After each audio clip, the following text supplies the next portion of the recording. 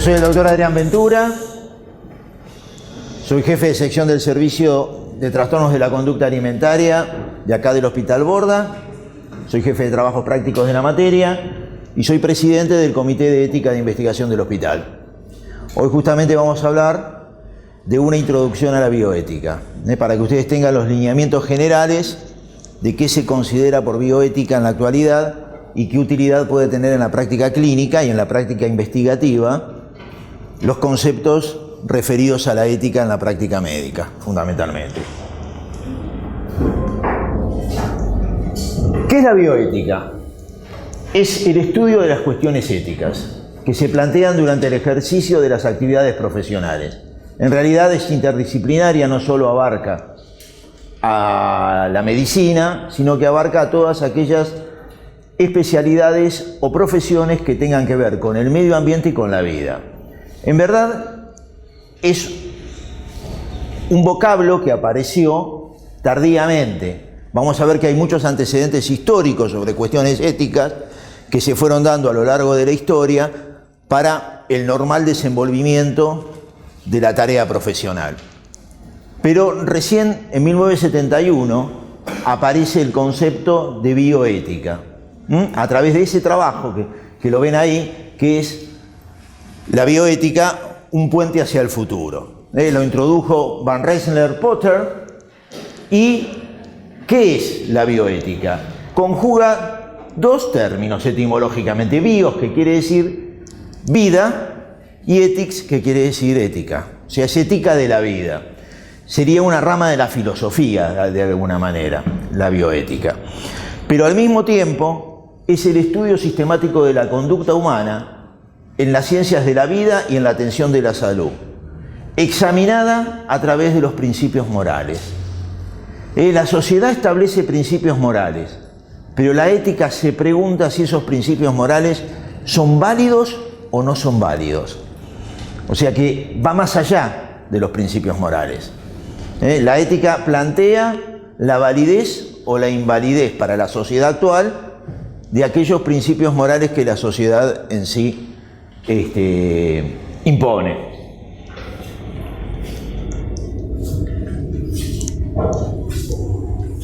Como antecedentes históricos ya tenemos el juramento hipocrático. Ya los griegos pensaron en una práctica médica basada en la ética. Y ustedes saben que todavía hoy, cuando se reciben, uno jura con una variante del juramento hipocrático. O sea que Hipócrates ya dio los lineamientos generales. Después vamos a ver las aberraciones que hicimos nosotros los humanos, pero dio los lineamientos generales para establecer principios éticos. Y el principio ético que van a ver, que es una de las reglas fundamentales de la conducta ética, ya está dado por Hipócrates y ya va a estar dado después por Maimónides, que es primero no dañar, primero no hacer daño.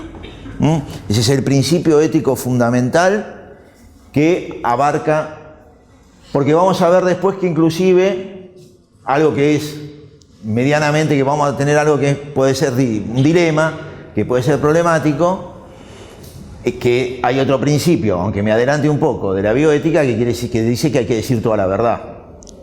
Pero hay que decir toda la verdad, pero teniendo en conciencia esto: primero no dañar.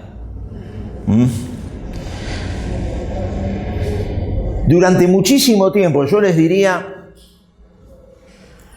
que hasta fines del siglo XIX, principios del siglo XX, siguió el modelo paternalista. ¿Qué era el modelo paternalista? El modelo paternalista implicaba siempre que el médico imponía al paciente su saber, imponía al paciente sus opiniones y el paciente se sometía pasivamente. El médico tenía una autoridad, como la de un padre, y había siempre que obedecer. Ese modelo paternalista en realidad sigue en el positivismo, y recién yo les diría que, como vamos a ver ahora, empieza a cambiar a fines del siglo XIX y principios del siglo XX con Freud, de alguna manera. En el Renacimiento aparece el paradigma científico natural. La medicina empieza a ser más científica, empieza a buscar las causas, y empieza a buscar fundamentalmente las localizaciones orgánicas de los cuadros patológicos. Inclusive estaba prohibido en primera instancia, por problemas religiosos, morales y éticos, estaba prohibido en aquella época hacer autopsias. Había mucha gente, sin embargo, que robaba cadáveres y hacía autopsias, porque estaban buscando cuáles eran los principios orgánicos. Sin ir más lejos, Leonardo da Vinci era uno de los que robaba cadáveres, hacía robar cadáveres para él, y había una cosa muy romántica dentro de Leonardo da Vinci, porque él hacía autopsias porque buscaba el alma. Él quería encontrar el alma. Entonces las funciones por las cuales él hacía las autopsias era fundamentalmente porque andaba buscando el alma, quería buscar el alma, no sabía dónde estaba el alma, si estaba en el cerebro, si estaba en el corazón, dónde estaba el alma. Él buscaba el alma. Entonces empieza a prevalecer el método anatomoclínico. Después sí se empieza a poder hacer autopsias y se empieza a poder buscar las causas orgánicas de las enfermedades somáticas. El siglo XX, yo dije con Freud, Freud hace una ruptura epistemológica. ¿Cuál es la ruptura epistemológica que hace Freud? Hasta este momento imperaba el paradigma de Descartes. ¿Qué decía Descartes? Descartes decía que conocer era saber. O sea que todo conocimiento era un conocimiento consciente. Freud instaura una ruptura epistemológica, porque instaura un nuevo paradigma. Descubre que la mayor parte de la conducta humana y de los pensamientos humanos no son conscientes, sino que son inconscientes. Por lo tanto, a partir de Freud hay un conocer que no es consciente. Antes de él, todo conocer era consciente. Ahora hay un conocer consciente y hay un conocer que no es consciente. Se instaura la subjetividad humana. Se empieza a considerar al sujeto humano como un sujeto subjetivo. Y eso nosotros lo vemos todos los días, la subjetividad. Para cada uno de nosotros, la realidad es la misma, todos estamos en una clase, pero todos vamos a tener distintas opiniones sobre esta clase. Y esa es la subjetividad humana. A algunos les va a gustar, otros van a decir, ¿para qué me levanté? Otros van a decir, la verdad me dormí. Para cada uno lo va a vivir distintamente. A fines de los 60, toda la década del 50 en adelante, aparecen muchas cuestiones que tienen que ver con dilemas éticos. Se empiezan a plantear dilemas éticos que antes la sociedad no se planteaba. Hay dilemas con respecto al comienzo de la vida, que tiene que ver con que se descubre los genes. Todavía no se había hecho todo el genoma humano, pero se empieza a descubrir los genes y se pueden investigar enfermedades prenatales genéticamente, y aparece un dilema de si debemos hacer diagnósticos prenatales o no debemos hacer diagnósticos prenatales, qué posición tenemos que tomar, y después vamos a ver, en realidad, cuando ya se establece todo el genoma humano, cómo en realidad hay una ley que protege el genoma humano para que no se utilice de una manera arbitraria e improcedente. Se plantean dilemas con respecto a la procreación. Aparece más la libertad sexual porque aparecen los anticonceptivos orales, que dan una gran libertad de alguna manera. Se pierde el miedo a las enfermedades de transmisión sexual, porque para esa época, en esa década, no había SIDA. Por lo tanto, había sífilis y blenorragia que se curaban fácilmente con antibióticos. Entonces, inclusive, como se curaban con antibióticos, no había dilemas éticos en cuanto, por ejemplo, si alguien venía con un certificado prenupcial al hospital a hacerse el certificado prenupcial y a uno le daba positivo y al otro le daba negativo. Uno se callaba la boca, le decía al que le daba positivo que se abstuviera de tener por 2 semanas relaciones sexuales, se le daba la penicilina y nadie comentaba nada. En cambio, cuando aparece el SIDA, aparece otro dilema ético. Hay que comunicarle a la pareja, porque es peligroso para el otro. Entonces, si no lo comenta la persona, tenemos la obligación de comentarlo nosotros. Podemos tener ahí y estar exentos del secreto médico. Porque peligra la vida del otro.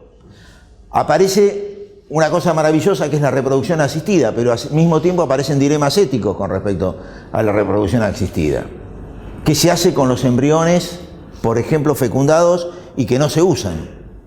Esto es una cuestión, se donan, se destruyen, ¿qué se hace? Es toda una cuestión, si se usan todos no hay problema, el problema es cuando quedan situaciones en que no se usa alguno. Y después aparece toda esta cuestión que la tecnología dio, que tiene que ver, por ejemplo, las primeras hemodiálisis eran complicadísimas, entonces se corría mucho riesgo para la vida de la persona. Después ahora es una cosa que se hace sin ningún tipo de problemas, pero al principio hubo que extremar recaudos éticos porque eran realmente peligrosas. Y se plantea todo el tema de hasta cuándo reanimar y cuándo no reanimar más. Después vamos a ver unos casos paradigmáticos con respecto a esto. Bueno, los cuidados paliativos. ¿Dónde dejamos de atender a un paciente terminal? Y después dos conceptos muy complicados que tienen que ver con la eutanasia y con el suicidio asistido. La eutanasia estaría hecha por un profesional, el suicidio asistido generalmente sería algo ilegal y estaría hecho o por un profesional o estaría hecho por un familiar. Ejemplo de uno y otro, hay dos películas viejas, una es Mar Adentro, si ustedes la vieron, donde la persona y $1 Million Baby también, donde hay suicidio asistido, no los quieren matar. Y hay una película muy vieja, muy linda, de la década, no me acuerdo si fines del 70 creo, o mediados del 70, una película norteamericana que se llama Al fin y al cabo es mi vida, que también es un pintor que queda cuadripléjico y que pide a la corte, primero pide a la justicia le dice que no, llega hasta la corte para que le permitan la desconexión y le permitan morir, porque él ya no tolera mover nada más que la cabeza cuando es un tipo joven y tenía una vida plena. No puede pintar, no puede tener relaciones sexuales. Hay una parte muy linda que la va a ver la mujer y él le dice: yo te deseo, pero no te puedo ni tocar siquiera. Y entonces pide y al final se le otorga, la Corte de Estados Unidos del condado donde está él, que ahora no me acuerdo cuál era el condado, le otorga la desconexión y es una cosa muy interesante porque también está toda la tristeza de la gente que lo cuidó hasta el momento y que lo despide sabiendo que cuando lo desconecten va a morir.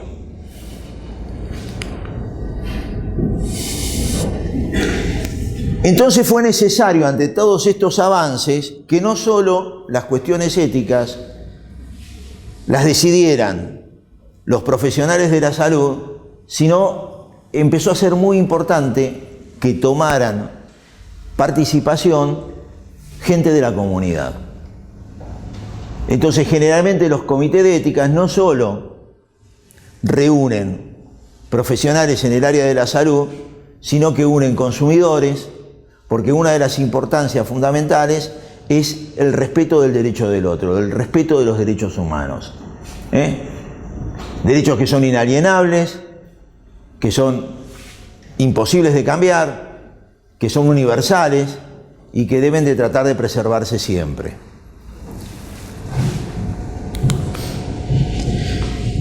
Estos son tres ejemplos que después vamos a hablar. Uno ya no es un ejemplo muy conocido, los experimentos nazis son ejemplos muy conocidos, el horror del Holocausto. Médicos nazis siguieron en la Argentina haciendo experimentos. Sin ir más lejos, Mengele estuvo acá, después fue a Brasil, siguió haciendo, ustedes pueden leer un libro de Ira Levin que se llama Los niños de Brasil, donde muestran los horrores que siguió haciéndose pasar por un médico buenito, el doctor Mengele, pero hubo muchos Mengeles. Ahora vamos a ver que se condenó 17 médicos en el juicio de Nuremberg por las atrocidades, se filmaba, se probaba ahogamientos, se inyectaban infecciones a propósito para ver la evolución, sin tratamiento. Se estudiaba y se veía la desnutrición, cómo se iba deteriorando el cuerpo no dando de comer.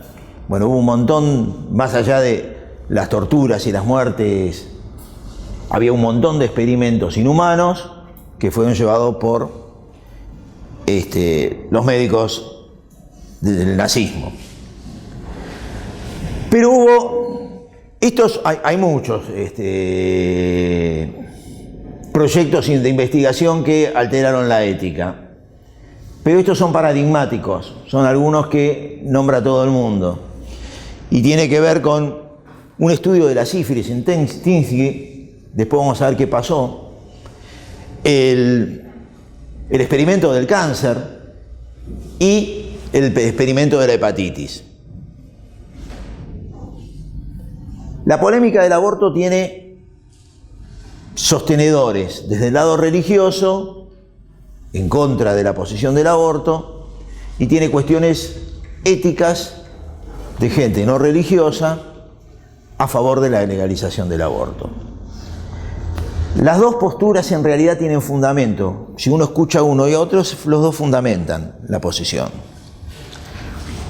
Por eso yo voy a decir lo que opino yo, aunque pueda uno estar en desacuerdo totalmente con lo que yo opino. Yo no creo, sinceramente, que porque se legalice el aborto, más mujeres van a abortar. Simplemente creo que aquellas personas que necesiten hacer un aborto lo van a hacer en condiciones dignas, con seguridad, preservando la vida, primero no dañar, y por otro lado, se corta todo un comercio que hay detrás que no es ético, de cobrar un montón de dinero para las prácticas abortivas.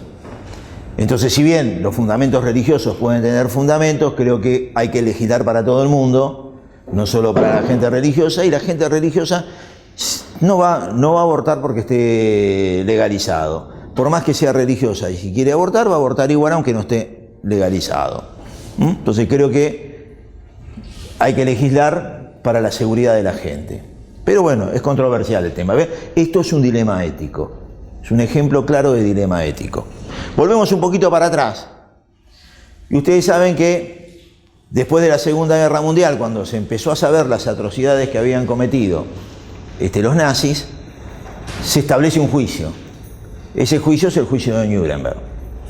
En el juicio de Nuremberg no solo se condenan a oficiales del nazismo que pertenecen a la alta esfera, sino también a 17 médicos. Pero ¿cuál es la importancia fundamental del juicio de los doctores? La importancia fundamental es que por primera vez se empiezan a pensar consideraciones éticas en proyectos de investigación. O sea, hasta ahora las consideraciones éticas que siempre se podían pensar, aunque no estaban legisladas, que se podían pensar, estaban dadas fundamentalmente por cuestiones clínicas. A partir del juicio de Nuremberg se ve que el hombre puede hacer desastres tratando de investigar. Y entonces se establece un código, que es el código de Nuremberg, que es el primer antecedente. Hoy el que más rige es el código de Helsinki. El código de Helsinki en verdad se renueva cada vez que se unen los comités de éticas de la Organización Mundial de la Salud. La última actualización del de Helsinki es del 2013. Pero este es la primera vez que sale un código y tiene una importancia fundamental. ¿En qué sentido? En el sentido de que por primera vez la comunidad internacional adhiere. No solo adhiere Alemania, sino que adhiere el mundo entero a establecer principios éticos para las investigaciones en sujetos humanos. Y por primera vez también toma conciencia la sociedad de los riesgos que puede correr cuando se somete a un proyecto de investigación. Después de ahí va a derivar claramente el concepto de consentimiento informado, que después vamos a ver. Estos son una serie de progresos que hicieron que justamente tuviéramos que pensar muchísimo en las cuestiones éticas. Yo ya lo dije, de alguna manera se descubre el ADN, se descubre la doble hélice y se empieza a ver entonces que se puede empezar a estudiar la identidad biológica de cada sujeto. En el 54 aparecen las técnicas de reanimación que plantean el dilema desde hasta cuándo y cómo se reanima. ¿Qué sujeto se reanima? Por ejemplo, hoy estamos todos de acuerdo que un paciente terminal no se reanima, pero hace 20 años no. Cuando yo me recibí, los pacientes terminales todavía se reanimaban. Era un absurdo si uno se lo pone a pensar. Porque ¿para qué lo reanimaban? Generalmente eran pacientes que estaban sufriendo muchísimo, que estaban al borde de la muerte y los reanimábamos para que sigan sufriendo. Porque si vos me decís que vamos a reanimar para que pueda vivir y vivir bien, estamos todos de acuerdo, no hay ningún problema. Reanimamos hasta el último segundo. Pero cuando un paciente ya es terminal, se reanimaba, a pesar de que sabíamos que quizás un día después, 2 días después, una semana después, inexorablemente iba a morir. En el 55 aparece el primer trasplante, que es un trasplante de riñón, después aparece más adelante el trasplante cardíaco. Y se plantea, el riñón no planteaba tantos problemas éticos, pero sí lo que empieza a pensar la comunidad científica es que los órganos se pueden trasplantar. ¿Por qué el de riñón no planteaba tantos problemas éticos? Porque se necesita un sujeto vivo. Nosotros tenemos 2 riñones, podemos vivir con uno. Si un familiar nuestro tiene la desgracia de que necesita un riñón, si somos compatibles se lo podemos dar, total con uno podemos vivir. Otro tipo de trasplantes implica la muerte del donante. Y la muerte del donante implica a su vez establecer claramente cuándo una persona está muerta y cuándo no, porque hay que sacarla lo más rápido posible. Entonces aparece el concepto de muerte cerebral, para poder extraer órganos y poder ser trasplantados. En el 59 se hace la primera fecundación de animales in vitro y se empieza a ver que entonces quizás pueda llevarse al ser humano y que pueda haber técnicas reproductivas fuera de la actividad sexual normal. Bueno, ya hablamos esto de la píldora anticonceptiva, el trasplante al corazón y lo que yo les dije, la determinación de muerte. Y en el 78 nace la primera niña de una fecundación in vitro, que fue un caso paradigmático y que plantea beneficios y riesgos. La fecundación in vitro. Porque ahí se plantean otros dilemas éticos. Porque hoy, ustedes saben, se puede hacer fecundación con donante de semen, con donante de óvulos. Una mujer puede embarazarse inclusive con un donante de óvulo y con un donante de semen al mismo tiempo. O sea que ninguno de los dos materiales genéticos son materiales genéticos propios. Lo único que le produce ahí la madre es el medio ambiente para crecer. Si se desarrolla, supongamos, y después se plantean un montón de dilemas éticos, cuántos embriones transferir. Ustedes vieron al principio acá hay casos de quintillizos. Hoy, por ejemplo, está casi aceptado que no se transfieren más de 3 embriones.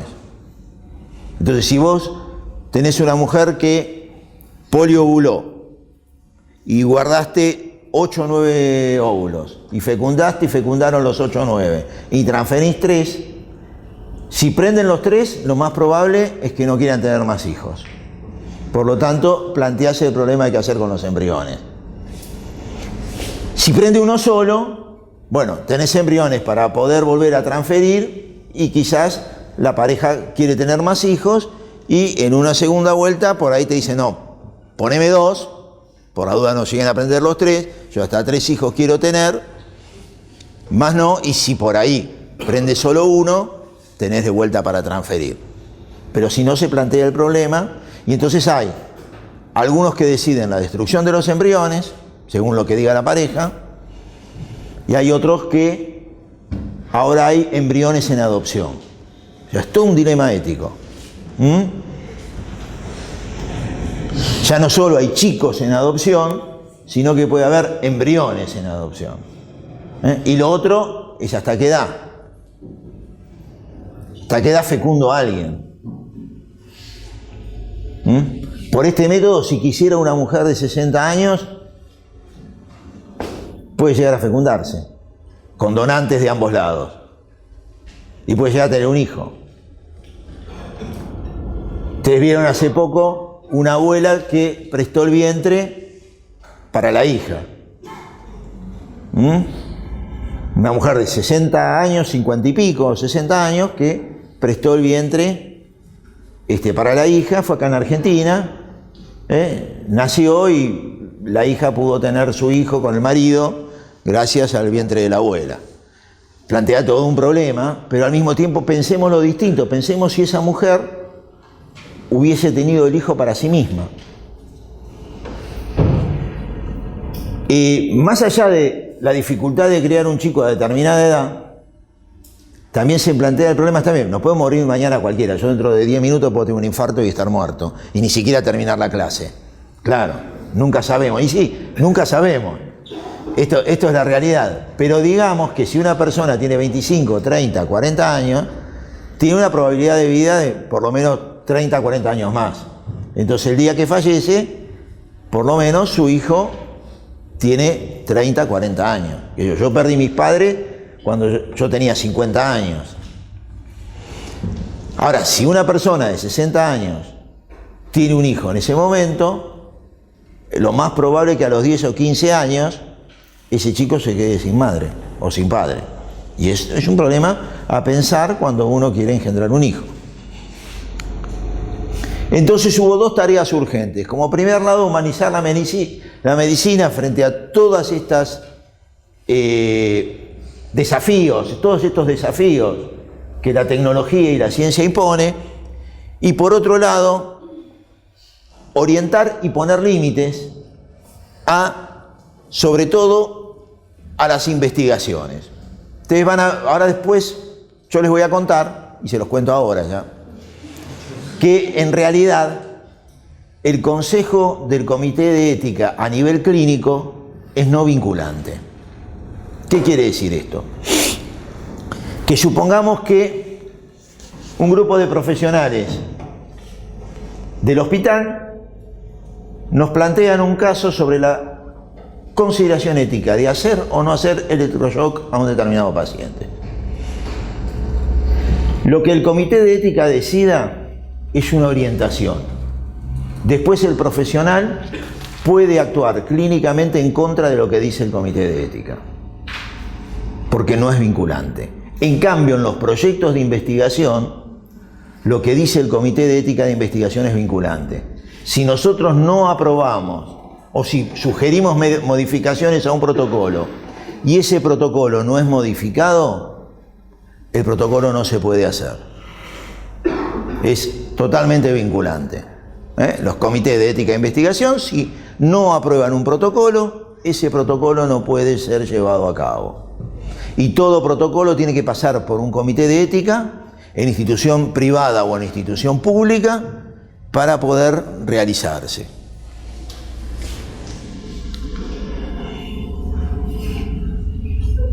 Bueno, esto es anterior a la Segunda Guerra. Ya en la Primera Guerra, la Convención de Ginebra hablaba del respeto mínimo a los prisioneros de guerra, porque también se llevaban a cabo situaciones muy poco éticas con los prisioneros de guerra. Y en el 48, las Naciones Unidas hace la Declaración Universal de los Derechos del Hombre. O sea, se empieza a considerar los derechos humanos y los derechos del hombre a partir de la Segunda Guerra. En el 62 hay un artículo en la revista Life en donde se titula "Ellos deciden quién vive y quién muere". Y tiene que ver con el dilema que apareció con respecto a practicar diálisis en enfermos crónicos. Se decía que si decidían nada más que los médicos, estábamos decidiendo quién tenía posibilidad de vivir y quién tenía posibilidad de morir. Y entonces se crea un comité, justamente es lo que le decía yo, aparece los usuarios. Se crea un comité fundamentalmente con gente no médica para poder garantizar otro principio que tiene que ver con la ética, que es el principio de justicia. Que los recursos lleguen a todo el mundo y que los recursos sean equitativos. Bueno, ¿se acuerdan que le dije de algunos casos vergonzosos, de algunos proyectos vergonzosos que hubo? Este es uno de ellos. En un instituto donde había débiles mentales, en Will Rock, se descubrió que los débiles mentales, había dentro de ese lugar muchos casos de hepatitis. Y también se descubrió en aquel momento que las gamas globulinas mejoraban la evolución de la enfermedad. Pero ¿cuál es lo horroroso? No es que solo se trató a los chicos que padecían hepatitis con gamma globulina, sino que con consentimiento de los padres se infectó a chicos retrasados mentales con hepatitis, se les daba la gamma globulina y se estudiaba cómo evolucionaba la enfermedad. Y esto fue en aquel tiempo aprobado por un comité y fue hecho con consentimiento de los padres.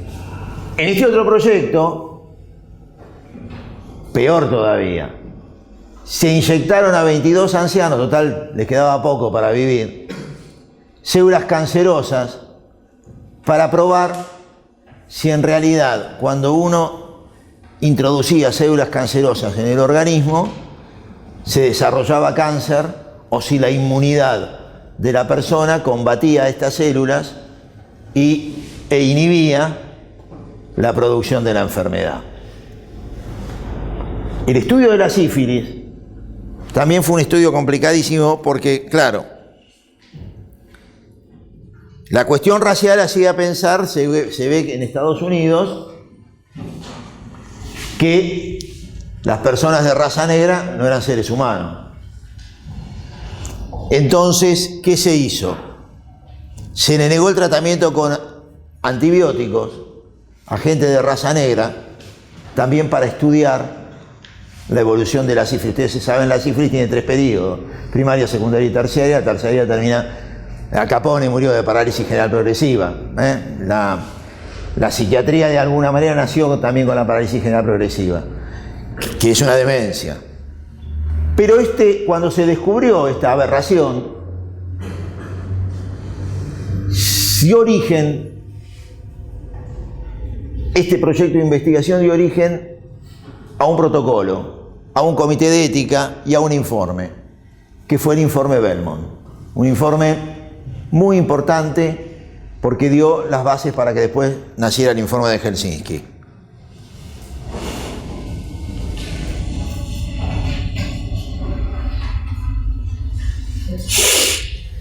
Entonces se le pide a la comisión que integra el informe Belmont que haga un informe y que especifique cuáles son las reglas básicas para hacer un proyecto de investigación.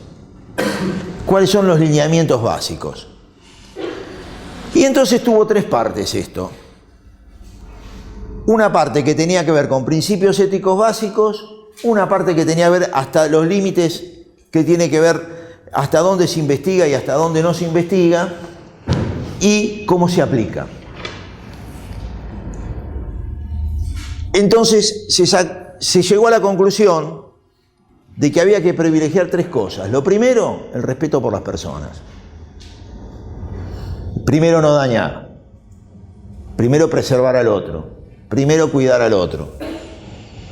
El segundo, que si yo hago un proyecto de investigación, tiene que haber un beneficio para la persona que participa del proyecto. Y lo tercero, que tiene que haber, lo que dije antes, justicia. Por eso, los proyectos de investigación bien hechos son aleatorios, están randomizados. La muestra se establece al azar para que haya igualdad de oportunidades para todos los sujetos. Porque ¿cómo se hace en medicina hoy un proyecto de investigación? Se establece, por ejemplo, un proyecto de 2 ramas. Se establece una droga para una determinada enfermedad, que sería la droga estándar, que se llama el gold standard, la droga de oro, la que mejor resulta en esa patología, y se la compara con la nueva, que es la que se quiere investigar y la que se quiere sacar al mercado. En los ensayos de fase 4, los grupos se establecen así. Y entonces, como es a doble ciego, como nadie sabe qué está dando, no sabe qué está dando el médico, no sabe qué está recibiendo el paciente, la distribución tiene que ser al azar, y entonces uno no sabe realmente quién cayó en la rama de la droga nueva y quién en el tratamiento tradicional. Es lo que le dije recién. Se saca el consentimiento informado, que vamos a ver que ahora el consentimiento informado en la Argentina hay una ley de consentimiento informado, por lo cual tenemos que presentar el consentimiento informado ante toda práctica, no solo en los proyectos de investigación, pero un proyecto de investigación no se puede hacer sin consentimiento informado. El consentimiento informado en la práctica clínica, a nivel del trabajo con el paciente, es verbal. Puede ser verbal. El consentimiento informado en las prácticas de diagnóstico y en las prácticas de investigación es escrito. Y no se puede hacer ningún protocolo de investigación sin consentimiento informado, salvo excepciones. ¿Cuál puede ser una excepción? Una excepción puede ser hacer un proyecto de investigación retrospectivo sobre historias clínicas.